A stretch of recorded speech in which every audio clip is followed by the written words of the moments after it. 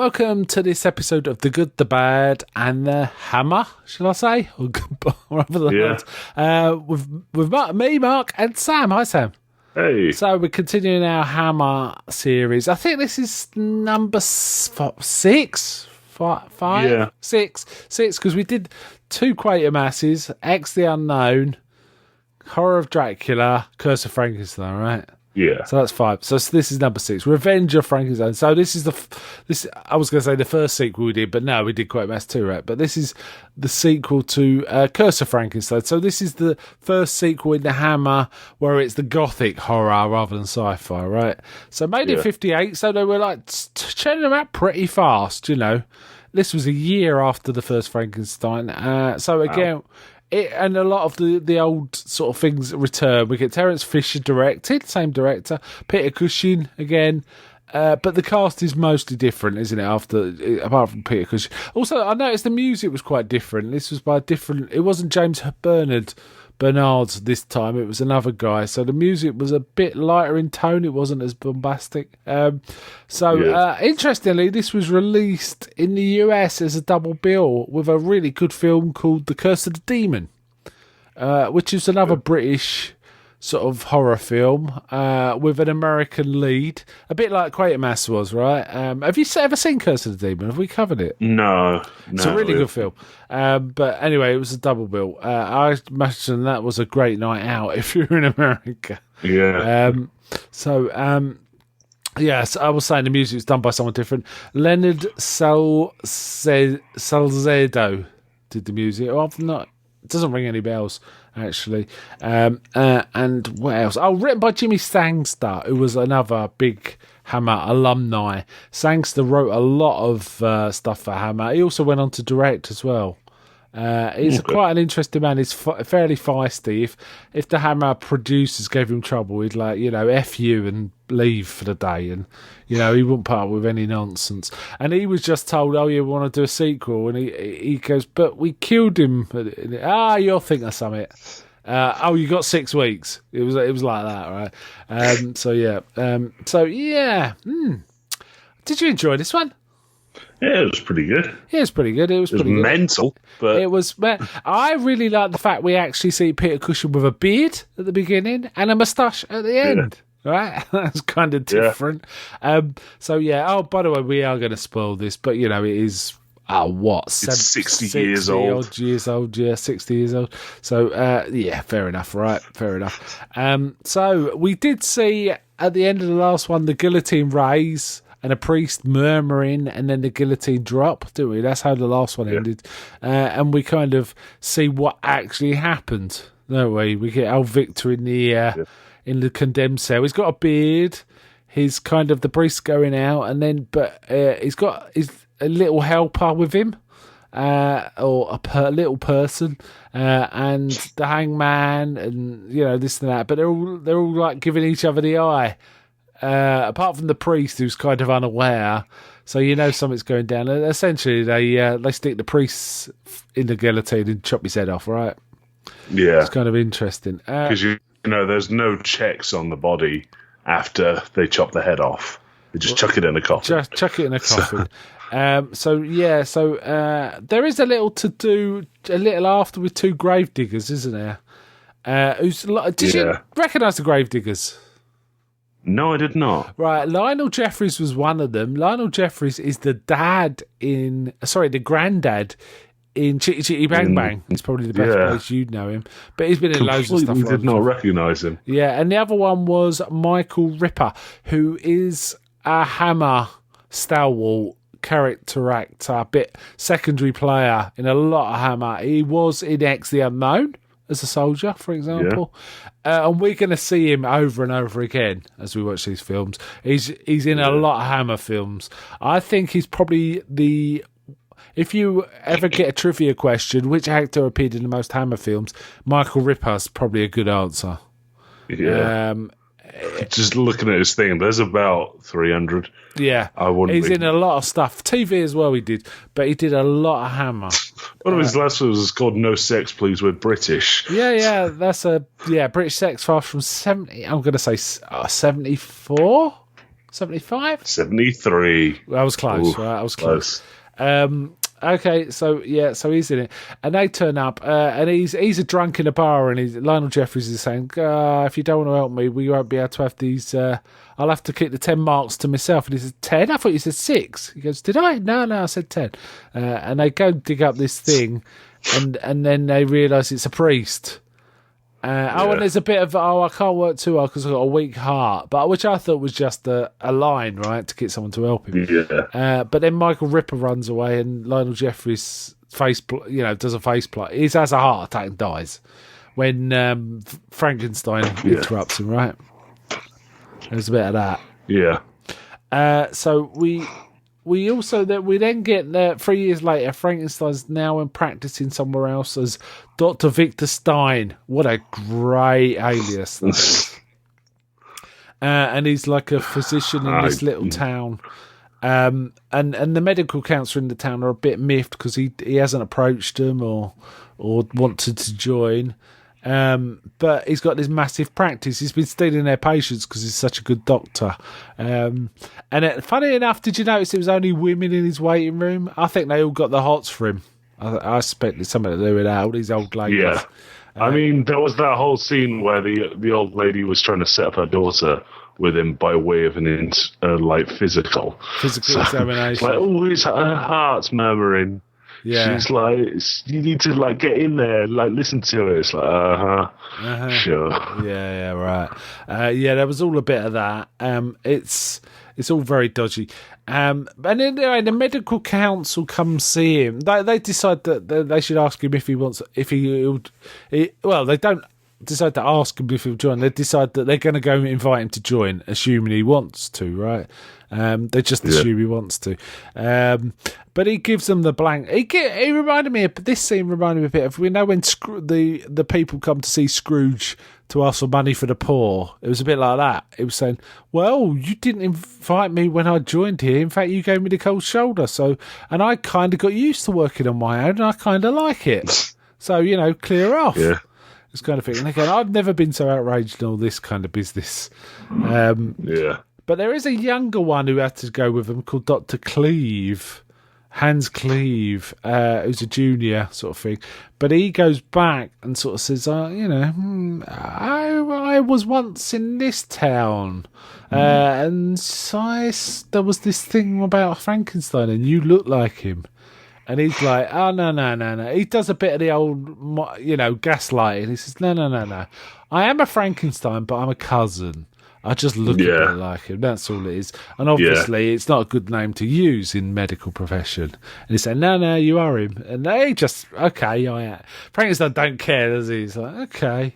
But the guy wants to learn from him, right? So they go into it. He always kind of like in the first one, he got a partner to. He gets a tag along.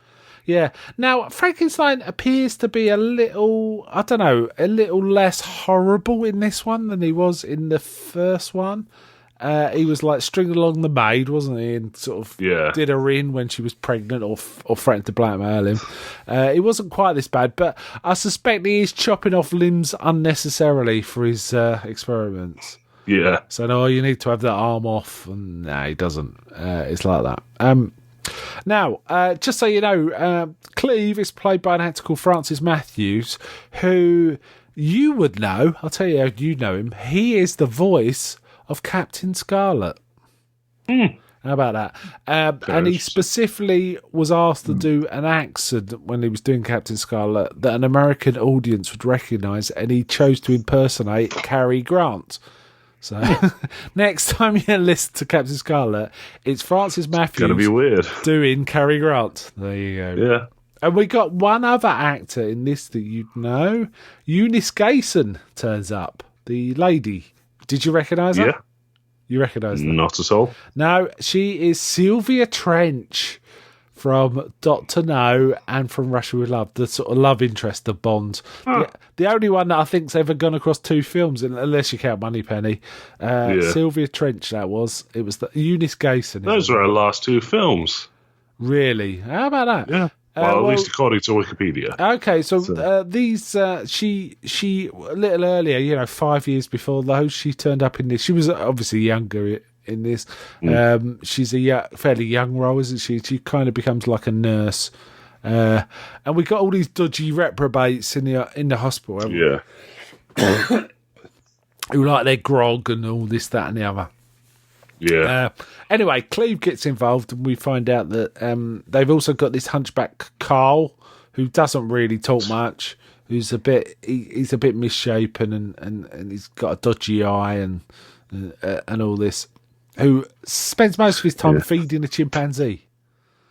Yeah, the chimpanzee was a bit weird. Yeah, and I mean, Frankenstein says, "Oh yeah, I'll put a brain of an orangutan into the chimpanzee just to practice, I suppose." Yeah. So it's been pretty. I don't see why he needed practice, because he literally specifies that the original process would have worked fine, except for the brain was like messed up. I suppose it's to keep his eye in, right? Keep his hand in. Yeah, I guess so. He's still got all those people. Yeah, like just sitting about. So. Yeah. So we find out that Carl works for him because he wants his own brain put into a healthy body. Yeah. And that's why Carl's hanging around. So he's got doesn't have to get a fresh brain in essence, does he? Because he's already got one. Yeah. Not all of his physical disabilities, but some of his ones, like a limp. Whether they're like neurological. Yeah. Like he's gone out of his way to test that. So yeah, and he says it's a clot or something. He says something we can sort out when we move the brain around. You know, fixing a brain is trivial for Frankenstein, isn't it? I suppose.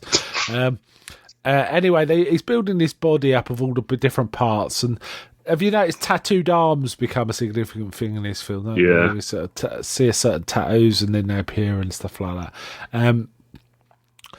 So the transplant happens and he gets put into the body, which is played by an actor called Michael Gwynn, who I've seen in a few things. But you know what? What did you think of his performance? It was pretty good. I thought it was pretty good, given he started off as like an innocent, and like as he realised what was happening, he kind of took on the physical deformities and stuff. Yeah, as things happened to him. But one funny point that made me laugh was at one point, Cleve realises the chimp's eating meat, which is what chimpanzees actually do. They do that, right? I'm not sure about orangutans, but chimps will eat meat, given meat. Yeah, they'll cannibalise, which is why this is such a non-problem. They're like, oh no, the chimpanzee's eating meat. That's why it's gone crazy. It cannibalized its wife. Yeah. And they're like, yeah, they do that. Yeah. But it is an orangutan's brain. So, did the orangutan? I don't know if orangutan. Anyway, right. We're getting in way too. We're giving it way too close to scientific look, considering what it is. So, anyway, it just raises a it eats meat, and it shouldn't kind of vibe. So it succeeds. Carl's now in Michael Gwynn's body, and he's kind of slowly recovering. And then Cleve says, "Oh, you're going to be a medical sensation. People will be wanting to talk to you for all over Europe." And he's like, "People always stared at me all my life. I just want to be left alone." So it's like, you're getting a bit, oh, nah, this is a problem. So there's all that. So Cleve during this bit kind of reminded me of almost like Dr. Pretorius, where he was pretty much doing the same thing as Frankenstein, but going a bit too far. Because he's we'll like drag you for all this, that, and the other. I think that's a good analogy. It does feel a bit Pretorius-like, doesn't it? This guy, he's young and enthusiastic. He's not as goofy and mad as Pretorius, but he's not really considering everything, and he's not thinking about what he's saying or anything. So there is a touch of that about it. And it's kind of cool that Cleve's as able as Frankenstein at this point, isn't it? Frankenstein seems to have taught him quite a lot. Meanwhile, also in the hospital, he's like, "Oh, the arm's got to go," and this, that, and the other. With abandoned. And at one point, doesn't he make the medical council come and wait in the hospital with all the smelly people? That was kind of funny. The lady involved, Margaret, is happily sort of washing Doesn't Frankenstein make a joke? Says, "Oh, she wants water tissue. Get her to wash one of the men. That'll get her running, keep her out of our hair." But she doesn't. She still hangs. Isn't she like the minister's daughter or something like that? Yeah, she has some sort of like house out in the countryside that she goes to. Yeah. So. Yeah. So anyway, Carl gets a bit antsy and goes and escapes. He runs off to her. So she kind of finds him. Yeah, there's a touch of that. But then he goes back to the hospital and finds the lab, doesn't he? And he finds his hunchback. Because doesn't Cleve say, "Oh yeah, we'll show your old body and you," and he's like, and he goes back, finds his old body and then he throws it in a furnace or something, doesn't he? But then this guy just appears and beats him up for a bit. He thinks he's a robber, doesn't he? But I could not remember the character if he was in earlier parts of the film. He just shows up and then beats him up. Because he's not one of the orderlies, because there's a quite distinctive orderlies, and he's not one of them. He's like the watchman. He's not one of them. He's not like a landlord or anything. He's a big old He just shows up and then just beats the tar out of Michael Gwynn for a bit. And Michael Gwynn saying, "No, please don't hit me," because they're also, there's a bit of talk earlier of like, "Oh, we got to be very careful with you. You know, we don't want to damage you and all this." And then this starts beating the shit out of him. But he managed to strangle him. And then there's a really nice touch here, really grotesque touch. He's, I think he looks at the chimp, or maybe he isn't the chimp, but he's basically looking at the man, and you can tell he's thinking about food, and he just starts drooling. Yeah. You think he's going to take a bite, and it's really nasty. But then he just leaves, doesn't he? Meanwhile, Frankenstein and Cleaver are kind of searching for him. But all the while, he's starting to take on the physical deformities of Carl, the original Carl, isn't he? He's starting to sort of... The problems that Carl had physically are becoming apparent in the new, bigger body, aren't they? Yeah. Margaret finds him, doesn't she, in a stable, and she goes to fetch Cleve. But meanwhile, then he runs away. So yeah, he runs away again. Then he doesn't he kill a girl for no obvious reason. Yeah, he strangles a girl that was just like coming back off a date where her date was just talking about ants. Yeah, she's saying nothing interesting. That scene reminded me a bit of the scene in Carry On Screaming, where the lovers are sitting in the woods and like the bloke's complaining about nothing going on. You know, I've got needs and all that. But it's the other way around. This bloke's going, "Ants are interesting," and she said, "Oh, enough. There's more to life than ants." She obviously wants a kiss or something, and like this bloke's going on. She's stuck with a nerd, basically. Yeah. And he's like, yeah. So she gets caught. Doesn't she kind of react? She screams, right, and it at him or something. I can't remember now. So the next night, there's a big, fancy, posh reception going, and he breaks in and he starts going, "Frankenstein!" And then he just falls over, and they're like, everyone's kind of like, "What's going on here?" He called you Frankenstein. He's like, yeah, and he's like, "See, I just tried to pass it off as my first name is Frank, or something like that." Should have said Frank Norman Stein. At that point, it's something. It's dumb enough that his last name is Stein. Yeah. He's already known as passing his name off as being a Frankenstein. Yeah. So he could have got out of it, right? In fact, he does. He's very egotistical, doesn't he? His psychopathic nature kicks in here. He's like, yeah, I'm superior, everyone. It'll be fine. I'll talk my way out of this. Yeah. So Cleve's like, "We got to leave. Come on, we got to leave." But Frankenstein's... he appears before the council and is like... "I'm not him. What are you talking about?" But then they go dig out Frankenstein's grave and find the priest's body, right? And say, well, Frankenstein must be still alive then. But then he starts to go to the hospital and the patients are like, "Don't touch me, you butcher." And it's like, what? And then they start throwing pots at throwing pots at him, and then they beat the stuffing out of him. Yeah, I have to tell you, I'm really impressed by Cushing's physical acting here. Because he really looked like he was a man reacting about pots being thrown at his head. Even though they weren't nowhere near him. Knowing that at this time, there probably was just people throwing parts of his head, and in another shot and another take, he just got hit in the head. Yeah, could be. He gets a proper beating. They're all having a go, aren't they? They basically beat him to death pretty much, but he's still just about alive. Oh, and I forgot to mention in an earlier scene, he says, "Oh yeah, I've been working on this other body here to make it look a bit like me." And when we get a close up, it's basically him in a bandage, right? Yeah. So then he's dying, and Cleve says, "Bring him here," and he's like, "You know what you have to do, Cleve." And then we see Cleve having a bit of a go, and at one point he's got a brain in a jar, and he pours it into another jar, and the brains fall into pieces because they're not handling it very well. It's not even just it doesn't even look like a brain, it's just a red blob. It could be lungs as far as we know. So it seems to be falling into pieces. So he kind of...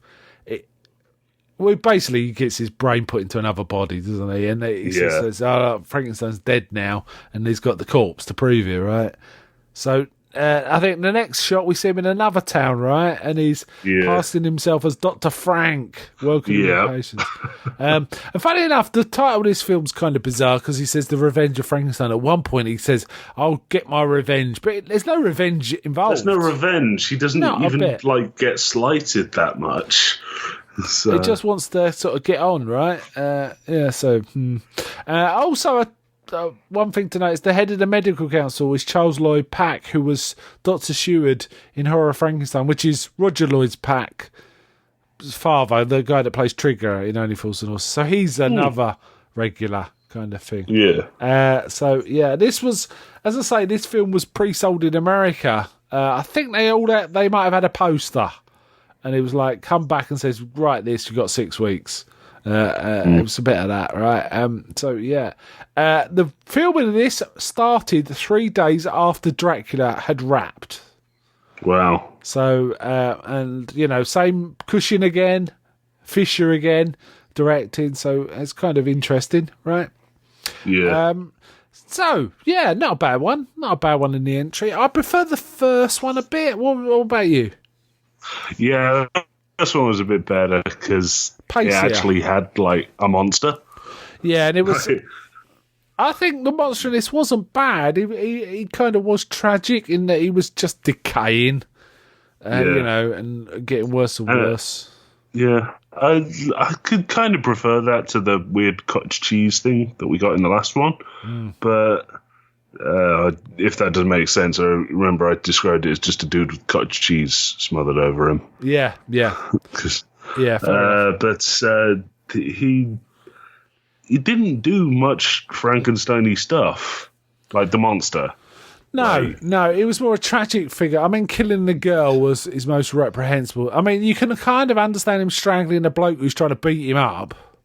Yeah, that makes sense. But strangling the girl was a bit tragic. But otherwise, he was pathetic, really, wasn't he? He was a pathetic figure, a bit like Carlos Frankenstein, in fact, in many ways. Yeah.